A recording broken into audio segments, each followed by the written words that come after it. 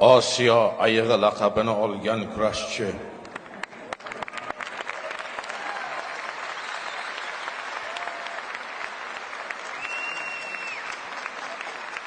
O'n 7 yoshida universal jang sport turi bo'yicha Osiyo chempioni, yakka kurash sport turi bo'yicha jahon chempioni, O'zbekiston MMA assotsiatsiyasi vitse-prezidenti marhum Murod Xonto'rayev.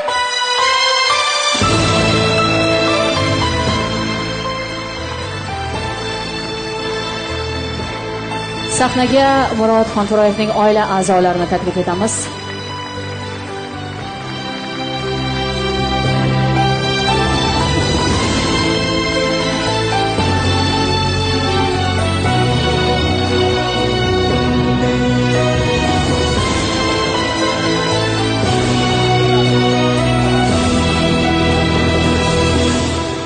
Murod Beyni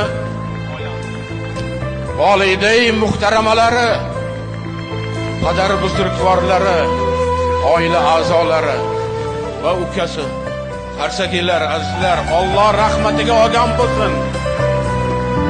Bunaqa insonlarni qaro yerda bo'lsa ham o'z mukofotini olishga sazovor bo'lish Allohdan.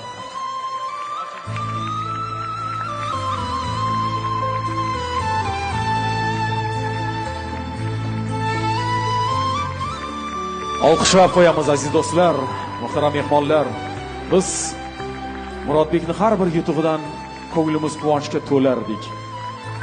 Lekin endi o'tgan zamonda gapiramiz. Biz hozir ham uning yutuqlarini eslab, uning muvaffaqiyatini hali takrorlay olmagan zamondoshlarimizni, ularning orasidan Murodbekning izdoshlari chiqmog'ini yaratgan egamizdan tilaymiz. Va shunday shukuhli onlarda oila a'zolarining qalblariga quvonch ulasha olgan bo'lsak, yuzlab, minglab Murodbekning shogirdlarining qalbiga quvonch ulasha olgan bo'lsak, marhum do'stimizning ruhlari shod bo'lgani rost bo'lsin. Olqishlab qo'yamiz. Ularning farzandlari keling, ikkinchi o'g'illari keling do'stlar.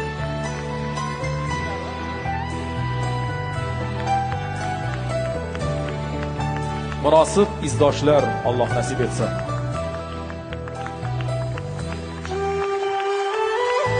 Haqiqatan ham garchi Murod Xonto'rayev bugun oramizda yo'q bo'lsa-da, ularning munosib izdoshlari, shogirdlari, farzandlari, oila a'zolari ularning nomlarini barhayot qilish yo'lida harakatdan to'xtashmayapti.